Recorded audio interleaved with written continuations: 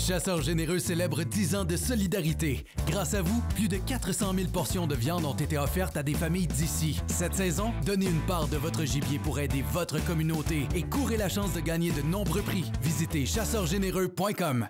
Nous autres, on est une gang de chums qui veut juste aller à la chasse, à la pêche, puis ça nous tente de le partager avec toi. Avec nos partenaires, Browning, Chaloupe Commère et la Fédération québécoise des chasseurs et pêcheurs. On s'en va dans le bois, puis on va triper. T'embarques-tu? Et puis le cadran sonne, le café commence à couler, la saison des trophées enfin arrivée. Et puis à chaque automne, à ces pays de retour, on est les mêmes vieux chums, fidèles au rendez-vous. Hey, salut vous autres, bienvenue dans votre émission Aventure Chasse-Pêche. On est, nous autres, en toute intimité. Kate Nadeau n'est pas là. Mais savez-vous quoi? Ça a l'air qu'à date, ça va bien. Je tiens le fort. Pendant qu'elle est au basketball avec un de la gang, ben moi, je suis là avec vous autres. Fait qu'on va se parler. Cette semaine, sur le terrain, on s'en va voir des travaux qui ont été faits sur des frayères et sur des ponceaux avec la Fondation de la Faune. En studio, Phil est là, pas mal avec nous autres cette semaine. Il vient nous parler, Phil Descotons, évidemment, d'éviscération puis de préparation pour ce qui est de la chasse au chevreuil. Là, je me réfère un petit peu à ma feuille. Elle n'est pas là pour me donner la réplique, mais elle m'a donné des notes. Elle m'a donné des notes. C'est pour ça que ça va bien. Une première pour un nouveau partenaire, Tactichain, des vétérans qui se sont partis dans l'entretien de vos pick-up, protection des pick-up, et etc. Ils vont être avec nous autres ce soir. Après ça, présentation de la chronique Vignon. On est revenu avec les vins. Vous avez aimé ça. On a reçu énormément de messages. Ce soir, Imori Chianti, un petit vin du secteur de la Toscane qui va être très intéressant en importation privée. Je vous en parle. Et finalement, une chose que ça fait longtemps que je n'ai pas faite. On sort des calibres, des munitions sur la table, puis on jase de calibre de manière générale. Alors, la différence entre les calibres, pourquoi un tel, pourquoi l'autre. J'adore faire ce genre de technique-là en présentation. Puis vous aimez ça, ça provoque beaucoup de questions après ça. Puis j'aime ça vous répondre. Vous m'écrivez, vous me demandez pourquoi plus lui que lui, quelle munition, etc. C'est le fun parce qu'on approfondit nos connaissances, puis on améliore notre éthique en tant que chasseur en faisant des meilleurs choix de munitions. Ouais, on va se dire ça de même, tabarouette, hein? C'est bien dit. Je ne pas être dans l'arbre. Notre partenaire Fit Santé qui a décidé de faire des très grosses promotions. Là, je vais aller chercher la feuille parce qu'il y a 2 promotions qui s'en viennent. Première des choses, c'est leur 20e anniversaire bientôt et ils font un tirage, mais attention, tirage d'un abonnement à vie au gym Fit Santé. On nous dit en même temps, n'inquiétez-vous pas, les travaux sont finis en avant, là, dans pas grand temps, là, je pense que c'est en fin de semaine. Ça va être beaucoup plus accessible. Tirage d'un abonnement à vie chez Fit Santé pour célébrer les 20 ans. Pour y participer, suffit d'être membre chez nous le jour du concours. Donc, à leurs 20 ans, le 27 octobre prochain, si vous avez un membership chez Fit Santé, vous êtes membre chez Fit Santé, vous pourriez gagner un membership à vie, donc être membre à vie de Fit Santé. Ils font aussi 3 novembre au dimanche 9 novembre, porte ouverte, essai gratuit chez Fit Santé. Meilleur moment pour venir essayer tout le stock là-bas, évidemment. Et vos autres, ceux qui vous reçoivent, Olivier et Francis, sont des chasseurs et des pêcheurs. Ah oui, comme vous autres. Fait que vous voulez avoir des exercices pour étirer un petit peu plus sur l'arc, là? Ils savent exactement de quoi vous parlez. Légitime défense, ça a explosé beaucoup, ça, dans les médias dans les derniers mois, on va dire ça comme ça, parce qu'il y a eu plusieurs cas rapportés. Puis les chasseurs, on est souvent inclus dans ces discussions-là, hein, parce qu'on est propriétaire d'armes à feu. Et puis, quand il arrive qu'un bandit, un malfrat rentre dans une maison, puis que ça finit avec un coup de feu ou quelque chose comme ça, mais ça réanime le débat beaucoup. Puis là, dans les dernières semaines, il y a Danielle Smith, la première ministre de l'Alberta, qui a répondu très clairement dans les grands journaux télévisés. Écoutez, si les gens ne veulent pas se faire tirer dessus, ils ont juste à pas rentrer dans les maisons sans être invités.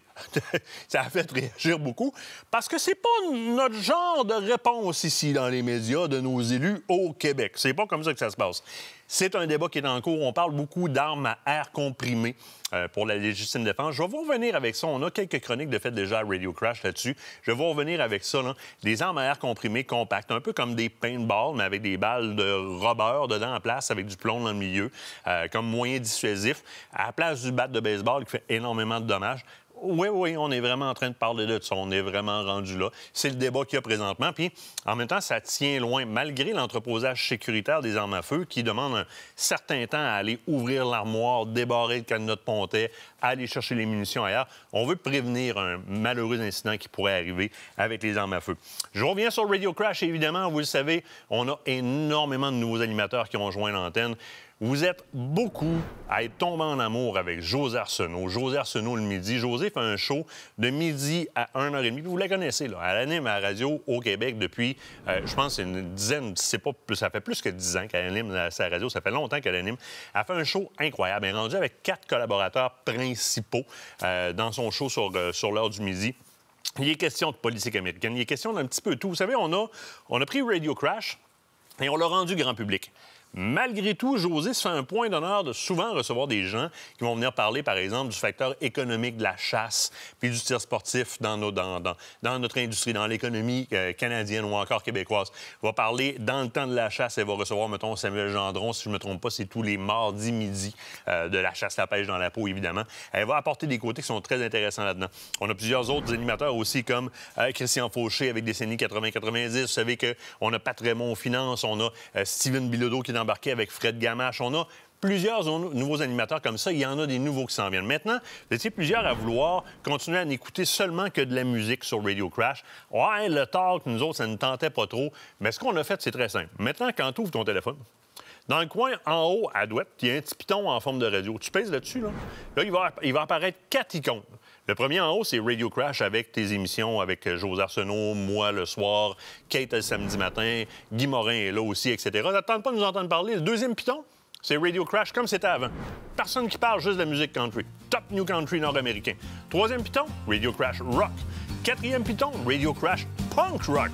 Fait que tu te promènes où est-ce que tu veux, tu as une programmation différente. Tout à 320 kb par seconde, c'est le top de la qualité qui est disponible en termes de transmission de musique.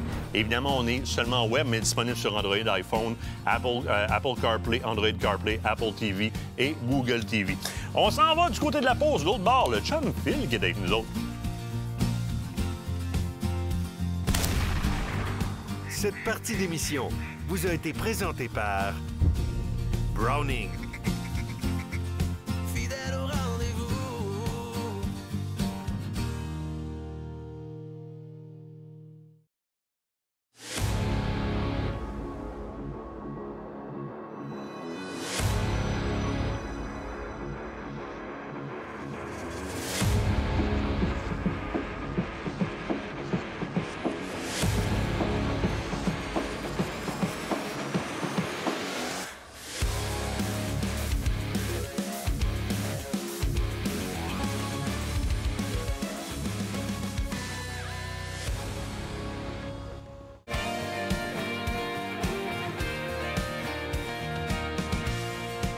Hey Phil, comment ça va toi? Très bien, toi? Ça va super bien. C'est Good. ma bébite qui commence. On rentre dans le chevreuil. J'adore le comportement de cette bête-là, le challenge que ça représente. Mais à tous les années, je me demande comment bien apprêter mon site sans avoir l'air d'un rayon de crème glacée. Là. C'est ce que je veux dire. Je n'ai pas besoin d'amener un trailer pour mon stock. Là. Des petits essentiels qui peuvent changer les choses et sur ma saline et sur mon site à pâté. Oui.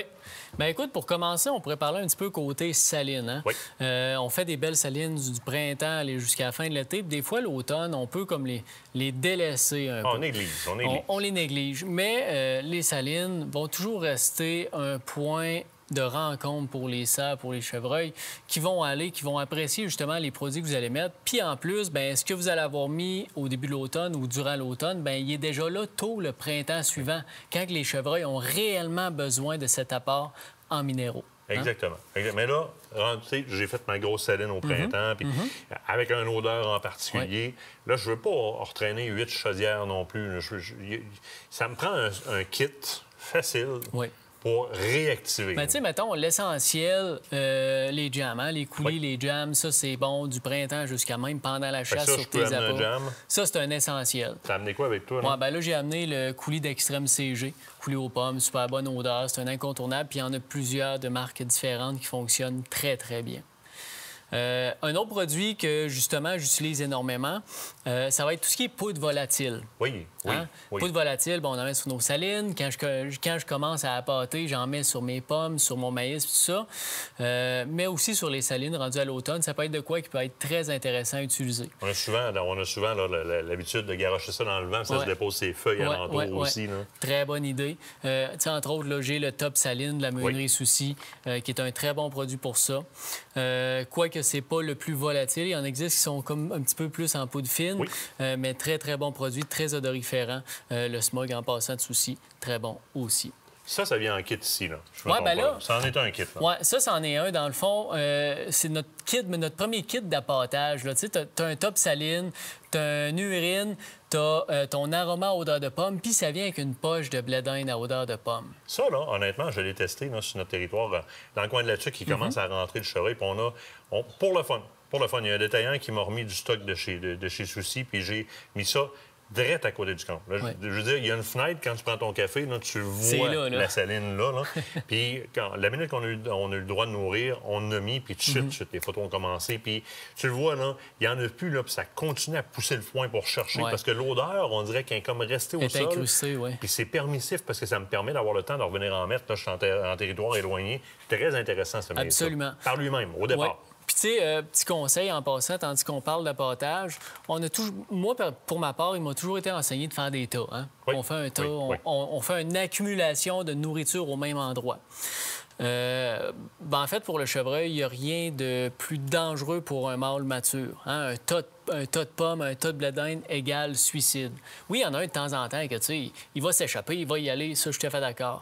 Mais pour un mâle mature ou des femelles qui sont âgées, qui connaissent le tabac, je vais souvent privilégier étendre mon appât sur Oui. une grande superficie, là, plus grand que ce que ma caméra est capable de surveiller. Un chevreuil, au naturel, quand ça mange, ça va prendre quelques petites bouchées ici, ça se déplace, ça prend d'autres bouchées là, ça se lève la tête, ça regarde. Tu sais, ça se déplace Il va être constamment. moins pris dans un endroit, Oui, de toute oui, façon. oui. Dans son comportement, ça va être plus naturel. Il va pouvoir se déplacer et regarder un peu partout. Absolument. Si on faisait des micro-appâts, entre autres. Là. Je fais une petite poignée là, une petite poignée là, une petite poignée là. C'est rentable aussi. Et là, à ce temps-ci de l'année, tu y vas avec quoi? Parce que là, le froid commence à embarquer. Là. Ben moi, c'est sûr que, tu sais, des pommes, des carottes, j'en mets toujours un peu, mais plus ça va, plus que ça coûte cher. Oui. Puis quand que je compare à du blé d'Inde, par exemple, le blé d'Inde aux pommes de Meunerie Soucy, le blé d'Inde, ça coûte franchement moins cher. Oui. Puis quand on l'étend, T'en as pour ça longtemps. dure, oh, oui, ça dure longtemps. Oui, il va rentrer du raton, oui, il peut rentrer des ours, mais dites-vous que si on met des pommes, il va rentrer du raton et des ours pareils. Oui. Sauf que quand on l'étend pas, quand on l'étend, excuse-moi, bien, le raton, l'ours, lui, à un moment donné, il va se tanner. Parce qu'il n'est pas capable de se coucher, rester sur place puis manger à profusion. Il faut toujours qu'il se déplace. Oui. Fait que lui, c'est une perte de temps. Il restera pas longtemps. Et voilà. Fait que, tu sais, c'est justement là, je vais travailler beaucoup avec du grain, je vais mettre un petit peu de pommes, puis je travaille aussi avec des moulées qui sont Et là, protéinés. je vois que Ouais. là-dedans, il y a même des glands de chêne Oui, oui. là-dedans, carrément. là. Ça, c'est le last meal de Meunerie Soucy. Écoute, c'est vraiment une moulée qui est très, très riche, très concentrée. Hein, on voit de la graine de tournesol, la fève de soya, du maïs qui est écrasé. On a différentes poudres avec des glands de chêne, tout ça. Fait que, tu sais, c'est vraiment un concentré pour booster ton appât. Ça, c'est de quoi que je vais faire 2-3 petits tas. Puis souvent, là, c'est dans les premières Fait que choses tu vas comme, mettons, amener ça, Ouais. puis une grosse poche de maïs aux pommes. ouais. Puis celui-là, tu vas le disperser au travers. là. Exactement. OK. Puis souvent, là, tu le vois tout de suite, les chevreuils, la première chose qu'ils vont, c'est là. Parce que ça sent, ça goûte bon, c'est très, très bon. Et les odeurs sont très, très, très importantes au Ouais. niveau de l'alimentation. C'est sûr que tout le long, avant qu'on embarque dans le premier estrus des femelles, bien, on y va très, très fort en les attirant par le... On est de même, les gars. Par la fin, ouais. Par le ventre, par le ventre. Par Une la bonne fin, sauce à c'est spag, bon. c'est toujours winner, bon. c'est winner. Mais après ça, il faut que ça sente les chaleurs. Il Ouais. faut y aller avec des attraits sexuels. Puis là, ça, c'est une autre affaire que quand tu rentres dans les magasins, c'est comme des jeans chez Walmart. S'il y en a, il y en a. C'est dur de se repérer là-dedans. Tu sais, Ouais. C'est pour ça qu'on vous envoie vers vos marchands écotones pour vraiment aller voir. Puis toi, tu m'amènes souvent du Tinks, Ouais. qui est moins connu au Québec, Ouais. qui est pourtant foutrement utilisé aux États-Unis. C'est un produit solide, ça, là. Ben, Ting, c'est une des plus grosses compagnies américaines puis qui sont très, très forts sur le chevreuil. Tu sais, je t'ai amené 2 produits, je pense, entre autres, au bâton comme ça. Ça fait penser à un bâton antisudorifique, mais c'est Un de nose l'urine. jammer. Ouais, ça, c'est de l'urine, ça, là. C'est de l'urine. Ça, c'est vraiment de l'urine de femelles synthétiques qu'on est capable d'appliquer sur des arbres. Mais tu voulais pas en dessous des bras, là. Moi, je ne l'essayerai pas. Fait que, tu sais, c'est des reproductions synthétiques qui sont très, très, très réalistes. Je l'ai aussi en aérosol. Hein, ça, c'est le numéro 69. Ça fait des années que ce produit-là, que C'est cette suggestif. odeur-là, ben, on le laisse, Non, on mais laisse je à veux dire, réflexion. on est dans la saison de faire des mamours et des bébés. Pourquoi pas aller avec Chanel 69? Exactement. Fait que, tu sais, c'est vraiment des super bonnes reproductions synthétiques que Tinks nous offre. Mais on a aussi nos produits, hein, nos marques québécoises dans les produits. Tu sais, je parlais de Meunerie Soucy tantôt, mais tu sais, j'ai du Extrême CG. J'ai Bug Expert également qui Tout font stock que t'as en de magasin. très, très bons produits. C'est tous Hey, des produits qu'on a ça en va vite, magasin. on a déjà fini. Passez en magasin, les voir. Passez en... De toute façon, je te garde, on t'a gardé une chambre place dans la chambre c'est là-bas. bon, Je te garde, c'est bon. tu reviens un petit peu plus tard. L'autre bord de la pause, choix de munitions. Choix de munitions et de calibre. Je me fais plaisir un peu. Fidèle au rendez-vous.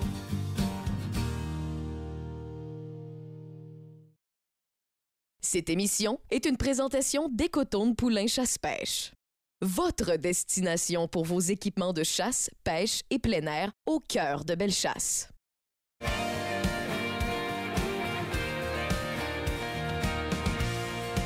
Là, je vous le dis, à soir, on ne fera pas de technique au niveau des boulets, au niveau de la mécanique d'ouverture, au niveau de tout ça. Je veux un peu montrer le paradoxe qui existe entre la nécessité du choix de du bon calibre, du bon boulet, de la bonne munition, versus l'importance de la pratique au tir.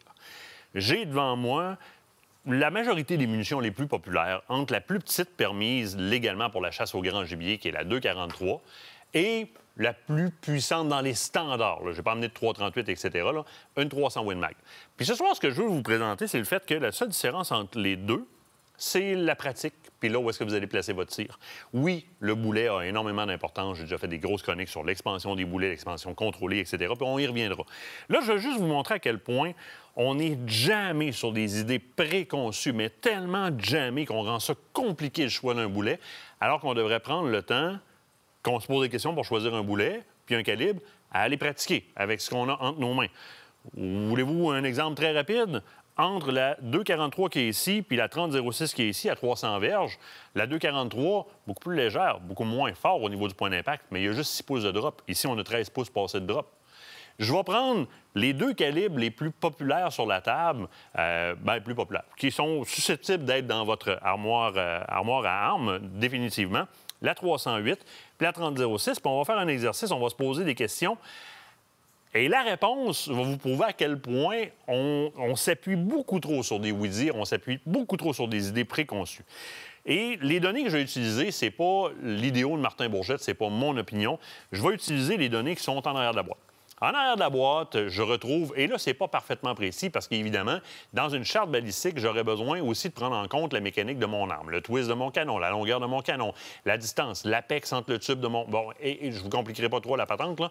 Mais ici, sur la boîte, vous avez des informations de base très importantes au niveau de la drop générale de ce boulet-là, de l'énergie, de la vélocité générale de ce boulet-là. On a l'énergie en termes de livres par pied. Au moment où est-ce que ça tape dans l'animal. Et moi, c'est tout ce qui m'importe. Parce que votre pick-up à 100 000, votre kit de linge à 2 000, votre carabine à 8 000, votre scope à 2 000, j'en ai rien à battre si le choix du boulet n'est pas bien fait, le choix de ce que j'envoie n'est pas bien fait.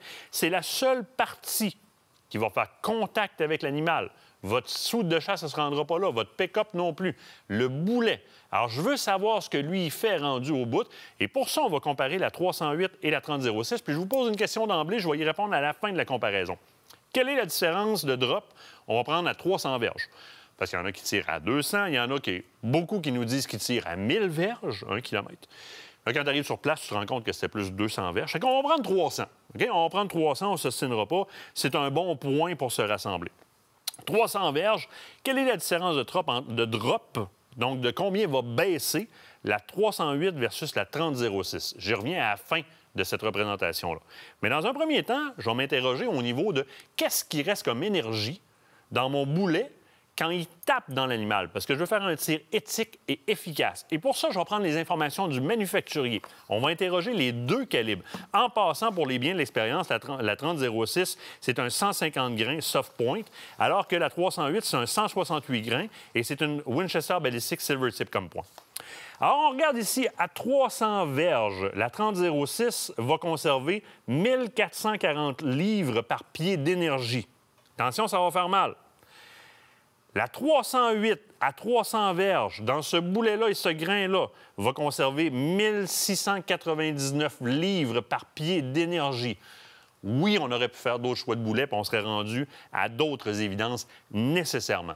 Mais c'est juste de vous dire que, à part des idées préconçues, il y a beaucoup de données à prendre en considération, puis souvent, on a tendance à dire « Ah ouais, à 30,06, ouais, bien plus loin, bien plus fort. » Ouais, attends une minute, là.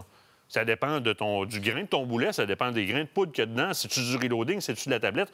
On a la preuve devant nous autres que les 2 balles que j'ai là, les 2 munitions tablette, ont une nette différence au niveau de la puissance qui va rester en termes d'énergie au bout de la course du boulet, mais pas en tout dans le sens qu'on pourrait penser.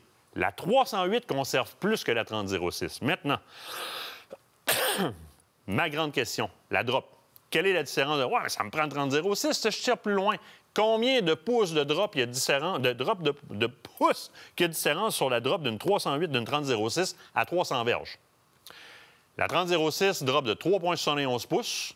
La 308 drop de 4 pouces. Dans cette munition-là, tablette, et dans cette munition-là, tablette. C'est 0,21 pouces de différence. Vous le faites naturellement, sous le stress, parce qu'il y a un animal en avant de vous autres, ce genre de différence-là. Vous faites 3-4 pouces de différence parce que vous clenchez trop vite. La différence n'est pas notable. Pour 15 de moins de recul dans l'épaule avec la 308 que j'ai ici. C'est de vous dire à quel point on peut se faire des grandes idéaux sur les différents calibres qu'on peut utiliser. À la base, on a beaucoup d'idées préconçues qui sont pas bonnes pantoute. Puis pour vrai, je me répète, là, la seule différence pour moi qui existe entre la 243 qui est ici et la 300 Win Mag qui est au bout de la table, c'est la pratique que vous allez appliquer en arrière de l'arme puis la première balle que vous allez placer. Parce qu'en sous-performance, ici, là, à 300 verges, j'ai juste 6 pouces de drop. Attention, ça se rend loin. Alors, si j'ai un tir qui est précis avec un boulet à expansion contrôlée, c'est réglé. Pensez-y. On reviendra sur des chroniques avancées sur les boulets. L'autre bord de la pause, fondation de la fonte, réfection de pont et aménagement d'une frayère sur une rivière. Fidèle au rendez-vous.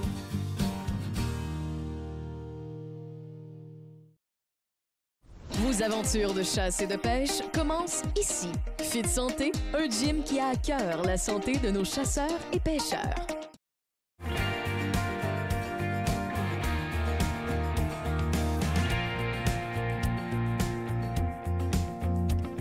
Contrairement à ce qu'on peut penser lorsqu'on se rend en forêt, on a l'impression qu'on s'en va tout simplement chasser et pêcher. Mais dans la majorité des territoires organisés, il y a beaucoup d'actions qui se sont déroulées sur le terrain pour pouvoir vous permettre de faire des belles récoltes et de pouvoir profiter d'un paysage magnifique et surtout pour la survie des différentes espèces. Et pour ce faire, c'est souvent la Fondation de la Faune qui travaille avec les différents organismes pour pouvoir nous aider là-dedans. J'ai avec moi Jeanne qui est avec moi de la Fondation de la Faune. Allô Jeanne, comment ça va? Très bien. Oui. Écoute, je veux que tu nous parles ici du projet. On se trouve présentement à la ZEG de la Rivière-Blanche. On a beaucoup de monde qui travaille ici en arrière. Ouais. J'aimerais ça que tu nous en parles un peu parce que c'est le genre de projet que la Fondation de la Faune va justement venir chapeauter comme ça. Oui, on est chanceux à la Fondation de la Faune. On a vraiment toutes sortes de projets, de la conservation à l'aménagement d'habitats aquatiques.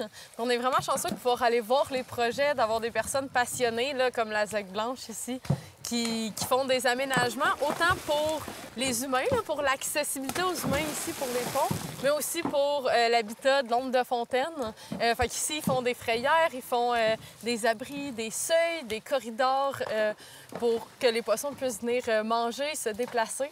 C'est super intéressant là, de pouvoir voir ces projets-là en vrai. Bien oui, effectivement. Puis pour la Fondation de la Faune, c'est important de vous impliquer. De quelle manière vous vous êtes impliqué dans ce projet-ci particulièrement? Ce projet-ci est financé par le programme d'aide aux véhicules hors route. Oui. C'est un programme du MTQ. Nous, on a la partie plus conservation, protection de la faune. Oui. Donc ici, on a valorisé là, ce projet-là grâce à l'aménagement principalement, mais aussi là, pour tout ce qui est aménagement, sensibilisation des véhicules hors route, donc l'accessibilité des humains au milieu naturel. Bien oui, parce qu'il faut le dire, c'est important de pouvoir faire ce genre d'aménagement-là, surtout dans un environnement qui a énormément de circulation comme ici, parce que la ZEG La Blanche est quand même très fréquentée. Donc, s'assurer de la survie justement des différentes espèces comme ça, c'est ce que la Fondation de la Faune fait dans ses différents projets. Et toi, tu t'es impliqué ici au niveau de la ZEG La Blanche avec eux. Le projet en est à ses dernières étapes? Plutôt à ses dernières étapes. Là. Le pont a été fait dans la dernière année. On a aussi financé la partie planification qui était en 2023. Donc, on est rendu à le troisième été. Puis, ils finalisent là, la frayère, les seuils, puis l'aménagement là, pour l'accessibilité à l'ombre de fontaine, puis l'amélioration de l'habitat. Un gros merci, Jeanne. Je pense qu'il va falloir que j'aille voir Marie-Ève qu'elle me parle un petit peu plus en détail de tout ça. Super!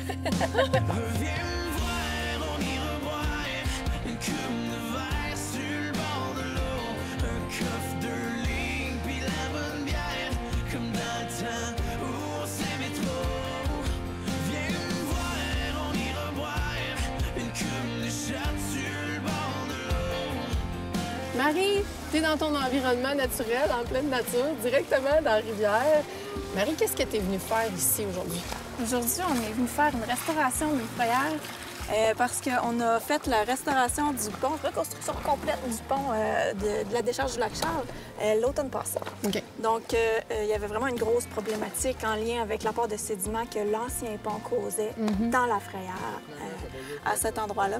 Donc là, en ayant déjà reconstruit le pont, il est possible aujourd'hui de procéder à la restauration complète de la frayère. C'est super important parce que c'est une frayère qui a à peu près une cinquantaine de géniteurs qu'on voit à l'automne à chaque année.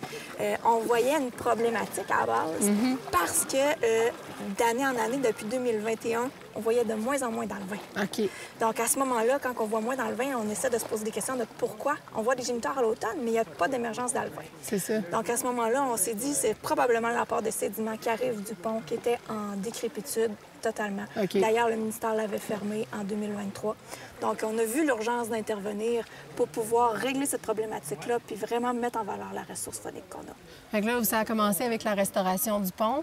Là, il y a eu plusieurs étapes dans tout ça. Qu'est-ce qui s'en est suivi comme étape? Qu'est-ce qui s'en est suivi? Bien évidemment, ça a été de pouvoir planifier une équipe de travail. Donc, on est allé chercher des bénévoles, on est allé chercher des partenaires qui ont de l'expertise aussi. Après ça, on a planifié qu'est-ce qu'on allait faire comme travaux. Donc, c'est-à-dire, on voyait que la canalisation n'était pas suffisante au niveau de l'enrochement. Donc, on voulait rétrécir la largeur du canal, augmenter la hauteur des roches pour que l'eau reste à l'intérieur de la canalisation. Ce qui nous permet d'avoir un courant suffisant pour la frayère rendue à l'automne.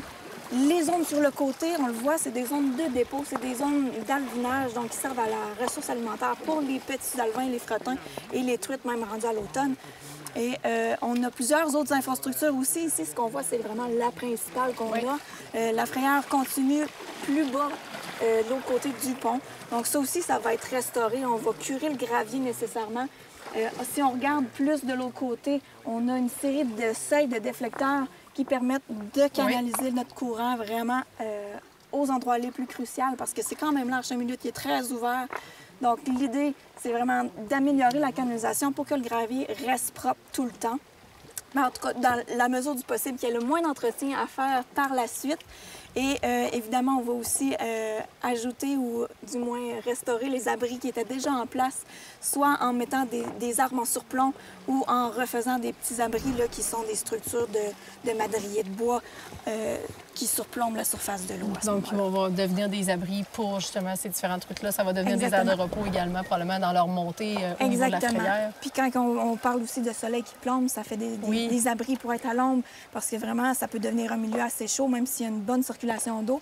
Et puis, la dernière étape, ça va être l'ajout de gravier. À la fin, où est-ce qu'on voit qu'il manque un petit peu de gravier, d'épaisseur. Donc là, on va finaliser le tout avec le transport du gravier avec les chaudières. C'est vraiment un magnifique projet. Puis de le voir de manière concrète comme ça, c'est immensément important. Souvent, on va passer, nous, exemple, les gens qui vont passer sur ce pont-là n'auront pas l'occasion de savoir tout ce qui s'est passé. Absolument. Grâce à ce genre de reportage-là, on va pouvoir... D'ailleurs, parlons-en, parce que tous ces projets-là ne se font pas sans l'apport de certains partenaires. Exactement. Écoutez, la ZEC de la Rivière-Blanche, oui, on a une certaine ressource financière, mais des projets de cette envergure-là, c'est pas possible si on n'a pas de partenaire financier. Puis d'ailleurs, on est très reconnaissant à la Fondation de la Faune d'avoir contribué en grande partie à la reconstruction du pont puis à la restauration de la frayère. On a aussi le ministère qui était partenaire, la MRC de Port-Neuf. Puis en plus de ça, pour essayer de limiter le plus possible l'apport en sédiments, cette année, on voudrait aussi faire de l'asphaltage des approches de ce pont-là. Donc, ça va contribuer au maintien de l'infrastructure puis d'assurer la pérennité là, de tous les investissements qu'on a mis par rapport à ce projet-là. Bien, moi, je vous dis chapeau, parce qu'à vous de voir les deux pieds comme ça dans l'eau pour justement s'assurer de la pérennité des différentes espèces, c'est magnifique à voir aller. Bravo à vous autres. Puis, de votre côté, sachez que si vous êtes en gestion de territoire faunique ou encore que vous avez des projets d'aménagement, que ce soit pour différentes espèces ou encore pour tout ce qui a rapport à la faune et la flore, sachez que c'est facile de vous rendre sur le site de la Fondation de la faune pour retrouver l'ensemble des informations. N'hésitez pas, ils peuvent amener beaucoup de soutien dans ce genre de projet-là qui donne lieu, en fait, à des spectacles vraiment phénoménaux dans le bois.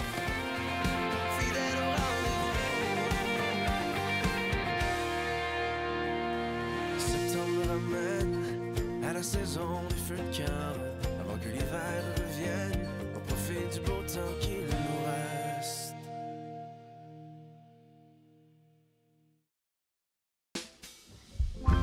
Black and blue, and in love with you.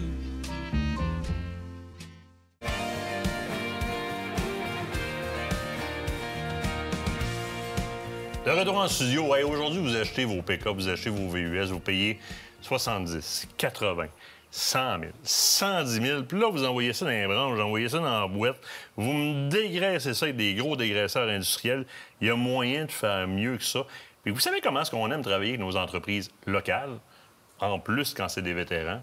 Je vous présente les gars de Tactichain, Marc puis Jonathan. Première des choses, les gars, merci pour votre service. Merci, Martin. Merci, Martin. Première des choses. Deuxième des choses, 2 gars de l'armée qui sortent des forces puis qui décident de se partir en esthétique automobile. Je veux comprendre, Marc, tu passes par où pour arriver en esthétique automobile? Là? Bien, faire une histoire courte, dans le fond, nous autres, on est 2 vétérans. On est servi ensemble dans l'armée. On a fait nos missions en Afghanistan ensemble. Après, on a été travailler chacun à des places différentes. Mais c'est une passion qu'on a commun. On a fait ça pendant plusieurs années, chacun notre bord. Puis là, depuis l'année passée, on s'est parlé. On disait « Hey, Joe, qu'est-ce que ça te tente? On starte ça ensemble. On s'associe, dans le fond. » Puis là, le fil en aiguille, on est rendu avec un local. Là. On est rendu à Saint-Og. On fait ça à temps plein. Fait que c'est vraiment une passion commune qu'on a les deux. Bien, c'est trippant. Mais moi, la manière que je vous ai connu au départ, c'est que, Jonathan, vous nous avez offert de vous déplacer, de venir chez nous, puis de redonner une petite heure de jeunesse à la vieille poule qui est le pick-up d'aventure chasse-pêche. On avait besoin. Qui a de l'histoire dans le corps. Puis vous avez même un atelier mobile avec lequel vous pouvez vous déplacer. Vous êtes venu faire le pick-up littéralement dans le cours. Vous l'avez quasiment démonté au complet. Oui, bien, à la base, en plus, c'est comme ça que ça a décollé. Tactichain Québec, ça a été avec une unité mobile. On avait un trailer à notre disposition, puis on s'est dit, qu'est-ce qu'on fait avec ça, t'sais? Puis là, ça nous a permis justement d'aller chercher une certaine clientèle puis commencer à développer notre clientèle. Puis après ça, bien, on a réussi à gagner la confiance de nos clients, puis on a pu avoir la chance d'avoir notre local. Puis, c'est ça, avec la récurrence. Avec la récurrence, on va chercher un peu de rentabilité. Fait que là, comme business, tu peux stepper up un petit peu plus. Vous êtes dans le nouveau parc industriel à Saint-Augustin? Exactement. On se situe, dans le fond, au 255 rue Singapour à Saint-Og. Ça se trouve littéralement à côté de l'autoroute. On se trouve à 20 minutes de Charlebourg, 20 minutes de Pont-Rouge. On est vraiment centralisé. Une nouvelle bâtisse de 3 ans. Super de belle place. On a beaucoup d'espace. Et spécialisé, parce que sur place, ça t'arrive. Si on veut parler un petit peu de ce que vous faites, parce que là, vous venez de comprendre que tout le monde, là, c'est sur votre chemin quand vous allez à la chasse. Dans un sens ou dans l'autre, c'est sur votre chemin. Fait que vous prenez un des 2 pick-up, vous dompez l'autre là, puis l'achat d'après, c'est le tour de l'autre qui dompe son pick-up. Vous le laissez pour la semaine, vous repassez le chercher à la fin de la semaine. Maintenant, il faut prendre rendez-vous, puis les gars commencent à avoir pas mal de succès. Fait que prenez-vous-y d'avance. Les services que vous offrez, parce que je veux rentrer tantôt dans la protection un peu des véhicules, là, mais fais-moi le tour un peu des services que vous offrez. Dans le fond, on peut commencer au lavage de base. On offre 3 forfaits pour chaque catégorie de véhicule. Okay, on part du lavage de base. On s'en va jusqu'au forfait, notre plus gros forfait, c'est qu'il trouve avoir une décontamination complète du véhicule, les particules de goudron, les particules de fer. Quand vous sentez à la main sur le véhicule, là, c'est comme tout granuleux. Un peu, ça, c'est de la contamination. Il faut enlever ça au moins 1 fois à 2 par année. Si vous le faites 1 fois à 2 par année, ça va être plus facile pour vous de l'entretenir et tout ça. Après ça, si vous voulez pousser la gamme un petit peu plus haut, là, on peut y aller avec de la correction de peinture, du polissage en 1, 2, 3 étapes. Puis on peut finir ça avec une protection nano-céramique. Là, on a une nano-céramique de 3 ans, 5 ans. Il y en a exactement pour tout le monde, dans tous les budgets. Là, tu vas mettre un scellant en peinture par après là-dessus. Exactement. Protéger tous les endroits qu'on a beau protéger pour la nano-céramique, des grilles, des roues, des vitres. Vraiment, on en a pour tout le monde. Il ne faut pas hésiter, il faut vous contacter. Puis on va être en mesure de bien vous conseiller aussi. Je te pose une question bien ouverte, Jonathan. On prend un pick-up flambant neuf, on l'amène chez Tactichain. on le rentre dans le garage, on allume les lumières. On se rend compte qu'il y a déjà de quoi faire là-dessus? Ah oui. Souvent, les véhicules, juste dans la préparation des véhicules neufs, les véhicules arrivent avec des wrappings qu'on appelle là, pour protéger le véhicule pour le transport.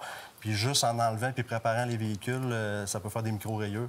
Souvent, les véhicules, on voit beaucoup, c'est très populaire de nos jours, le black piano là, sur les montants. Bien ça, souvent, vous allez aller dans le showroom puis il va déjà être complètement rayé, avoir des cheveux d'ange. Et ça, vous pouvez corriger ça au départ. Ils sont corrigés.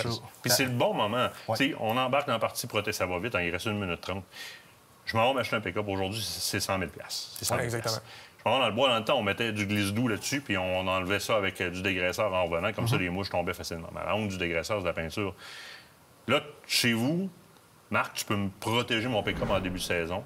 Exactement. Puis me le retraiter en fin de saison. C'est pas mal ce que tu conseilles, là. Oui, exactement. En sortant du bois, tu sais, on veut pas, on chasse. Je sais c'est quoi, Moutou, je suis un chasseur.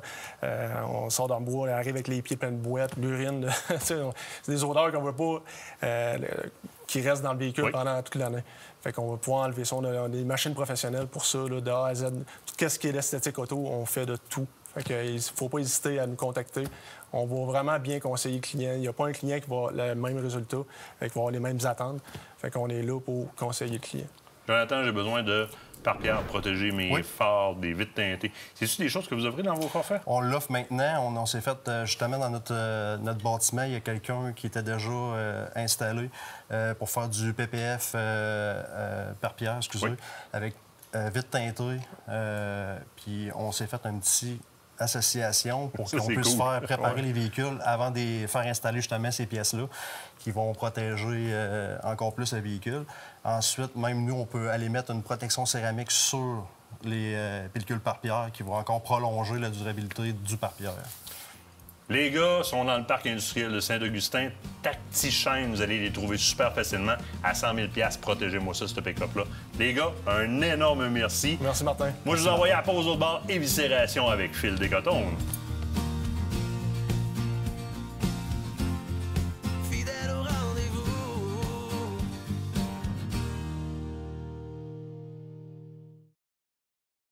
Écotone est fier de vous présenter cette partie d'émission.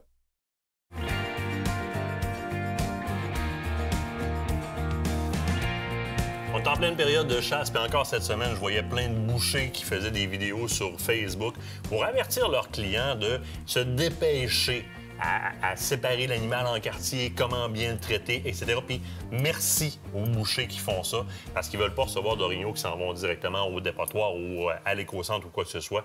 Puis pour bien éviscérer, il faut être bien équipé. Il y a des essentiels de base. Puis le gars, pour nous parler de ça, ben, c'est Phil Descotones. Comment ça va, Phil? Bien, toi? Ça va super bien. Good. T'en es un des freaks qui veut éviscérer puis ventiler rapidement. Ben, avec raison. T'enlèves la vie d'un animal, le minimum de respect, c'est de conserver la venaison. De toute façon, sur le plan légal, tu es obligé de tout faire pour conserver la... Absolument. Puis écoute, on est des maniaques. On attend 1 an, puis même des fois plus, quand on récolte pas, pour finalement enfin avoir de la viande sauvage. Bien, le plus important après avoir tiré, c'est de s'en occuper de cette viande-là. Et voilà. Hein? On va parler de l'éviscération, on va parler de l'entretien, bien sortir, l'entreposage. Tu sais, c'est toutes des choses qui sont importantes qu'au final, quand tu vas passer le couteau dans la viande, tu vas prendre ta première bouchée, tu vas dire « c'est donc bien bon ».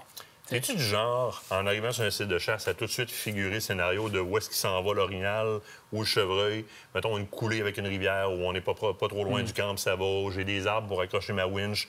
À figurer au moins au départ comment tu vas le sortir et non pas après coup.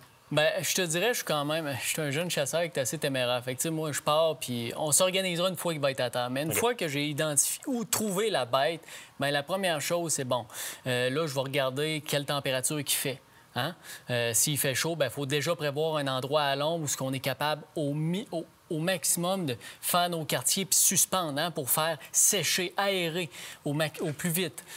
Sinon, après ça, c'est une fois que c'est trouvé, c'est go, go, go. On prépare les trails pour être capable de sortir la bête le plus rapidement possible. Mais avant ça, il faut parler d'éviscération. Hein? Oui. L'éviscération, c'est la première étape. C'est ce qui fait que souvent, ta viande n'aura pas un goût comme un goût d'estomac, un goût Un de goût de panse. chasse. Exactement. Ce qu'on identifiait avant comme un goût de chasse, qui était en fait parce qu'on savait pas comment bien éviscérer. Tu sais, le monde disait « Ah, ça goûte la viande sauvage, j'aime pas ça ». Bien, souvent, c'est ce petit goût-là, cet arrière-goût-là. Fait que l'éviscération, c'est la première étape Donc, la de plus retirer importante. les viscères de la bébite. puis de tasser Retirer ça. les viscères. Si on a à faire un long déplacement avec la bête pour la sortir du bois, bien moi, c'est sûr, je vais favoriser vraiment une courte ouverture de la base du bassin, aller jusqu'au sternum, au maximum. Une fois que je l'ai sorti du bois, bien là, je vais prendre une scie et je vais vraiment couper, sectionner la cage thoracique en deux pour être capable d'ouvrir la carcasse au maximum, pour faire ventiler. Mais là, au départ, aérer, oui. tu as eu besoin d'un couteau. Tes outils de prédilection à toi comme couteau, tu vas vers quoi comme couteau? Des lames interchangeables? Moi, personnellement, je suis un gars de lames interchangeables.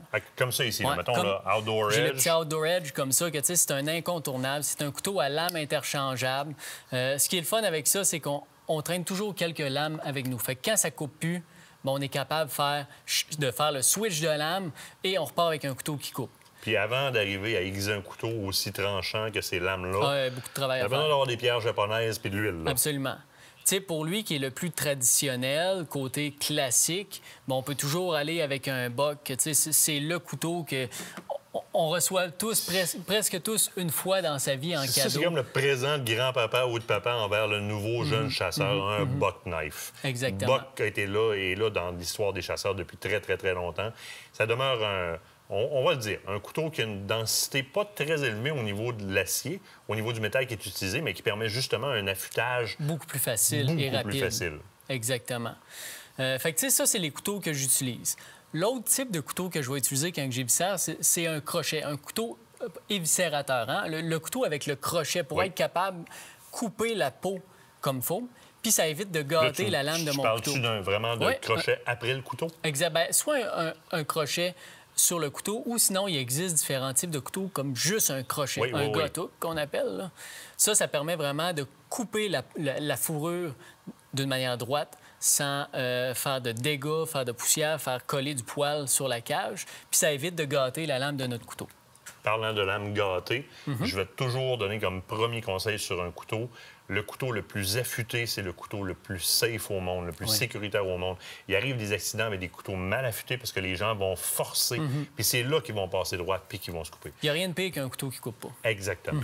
Maintenant, quand on arrive à ouvrir le sternum, proprement dit, il y en a qui le font avec un couteau, là, en tapant dessus, mais encore là, c'est pas nécessairement un couteau, la bonne habitude. Une hache, mais moi, j'aime pas ça parce que ça fait pas une coupe qui est franche, une coupe propre. Fait que tu y vas vraiment moi, avec je des travaille scies, beaucoup avec des scies. Tu sais, j'en ai dans le HME, j'en ai dans le Outdoor Edge. C'est vraiment des scies. Souvent, une scie comme que tu as dans les mains, j'en ai tout le temps une dans mon sac à dos. Tu sais, j'arrive pour me faire un affût rapide, j'ai 2-3 branches à couper, je prends la scie, je coupe.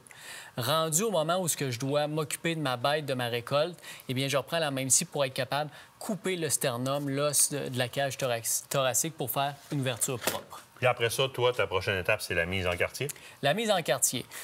C'est sûr que s'il fait chaud, qu'on n'est pas capable d'envoyer notre bête directement dans une chambre froide, bien, c'est sûr que je vais privilégier probablement de faire refroidir la viande le plus rapidement possible. T'ouvres le dos? Donc, soit qu'on fait une incision au niveau du dos, au niveau de la bosse de l'orignal, dans le haut du cou. Je viens enlever l'œsophage, très important aussi. À l'intérieur des aisselles, sur les pattes avant, je viens faire des ouvertures pour favoriser l'ouverture de la bête, pour faire refroidir le plus vite, parce que c'est ça qui va assurer fait que une si bonne tu es capable qualité de d'ouvrir viande. plus grand que ça, là, tu le fais, là. Oui, c'est ça, évidemment. Sinon, eh bien, c'est sûr que si on est capable, qu'on a quand même une température adéquate, la mise en quartier le plus rapidement possible pour faire refroidir la bête. Puis pour ceux qui voyagent, qui chassent à de longues distances, bien, c'est sûr que, tu sais, à le temps, cette année, ils ont sorti le Game Cooler Bag, la glacière pour mettre les quartiers. Ça, c'est une invention qui est géniale. Cette année, Coton, on en a manqué. On a été victime de notre succès. Mais je vous le dis, l'année prochaine, on se reprend comme il faut. Il reste 30 secondes. Coton fromage, quelque chose qui est super important aussi. Coton fromage. Puis si on veut parler d'essentiel rapide, là, ce que je traîne toujours dans mon sac à dos, bien, un bout de corde, des gants d'éviscération, les fameuses tie wraps pour accrocher les permis. J'ai toujours un sac pour mettre le foie, le cœur, puis une petite lingette pour s'essuyer les mains. En terminant, si vous voulez pas vous casser la tête, Smith fait un aiguiseur électrique comme ça qui fonctionne très bien. Passez voir votre marchand à coton. Pas mal sûr qu'il va vous montrer comment ça marche. Ça va pas mal plus vite que les petites limes au diamant. Définitivement. Hey Phil, un énorme merci. Plaisir, on se quitte le temps d'une pause d'autre bord. Chronique 20, Imori Chianti, juste pour vous autres. Fidèle au rendez-vous.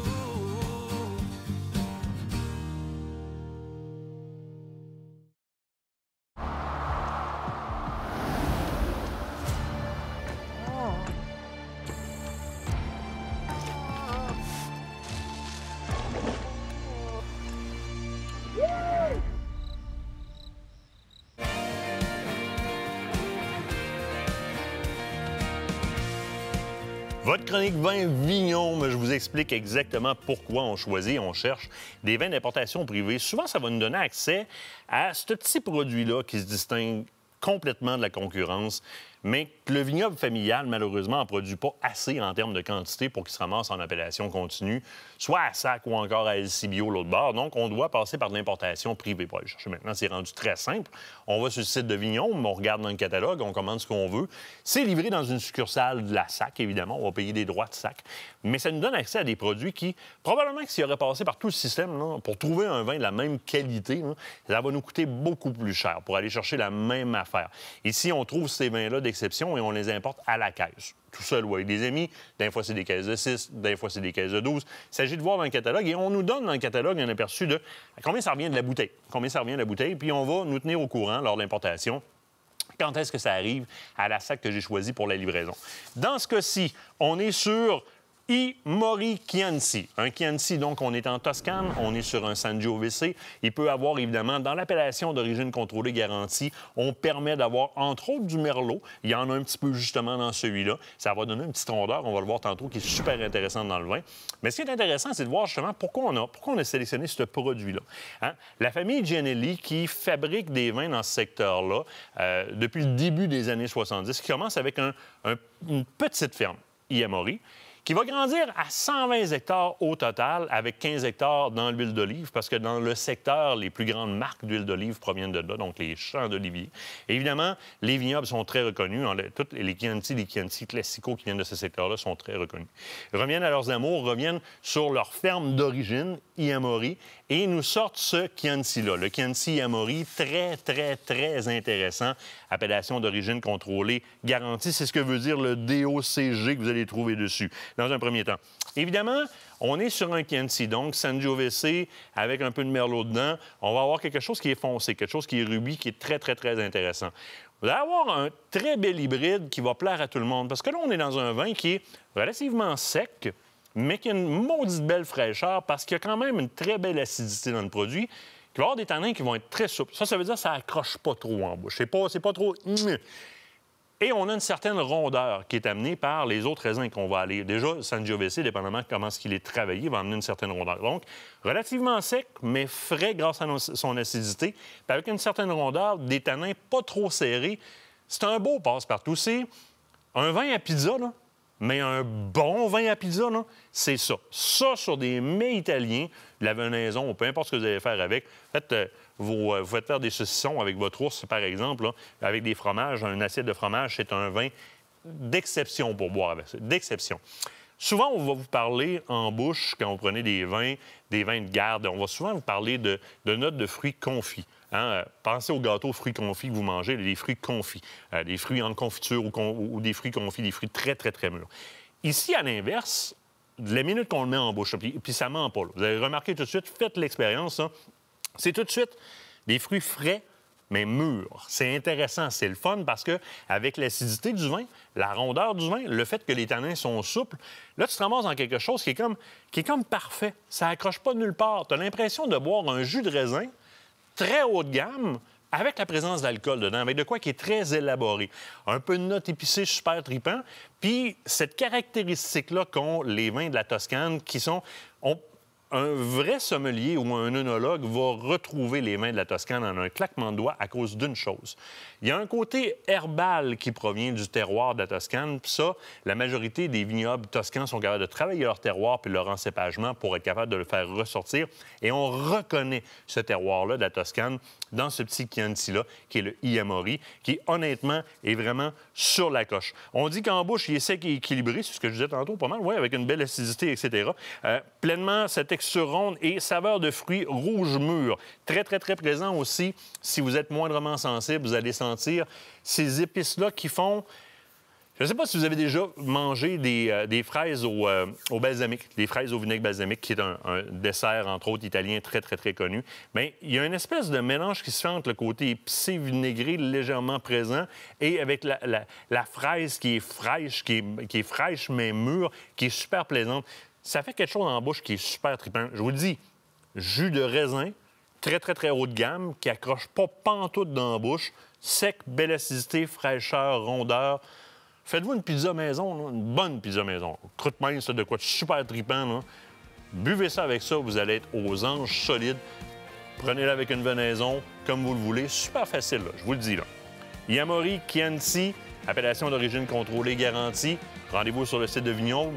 Vous le repérez tout simplement, celui-là ou encore d'autres vins de la Toscane, ou peu importe le vin que vous voulez. Passez votre commande, on va vous demander un dépôt. C'est livré dans la sac que vous voulez. Ça en vaut la peine. C'est exactement le genre de petit produit familial qui n'est pas produit en assez grande quantité pour être en appellation continue, que j'appelle un bijou, qui fait la raison pour laquelle on fait de l'importation privée comme ça, puis on va chercher des produits d'exception comme ça. Disponible sur Vignoble. C'est déjà la fin de l'émission. On se voit, nous autres, la semaine prochaine, gang. Moi, je vais aller goûter à ça. Il en reste une bouteille, si ça vous dérange. Un pas là, je vais en profiter. Hey, les gars, on goûte à ça. Septembre ramène à la saison des feux de camp, avant que l'hiver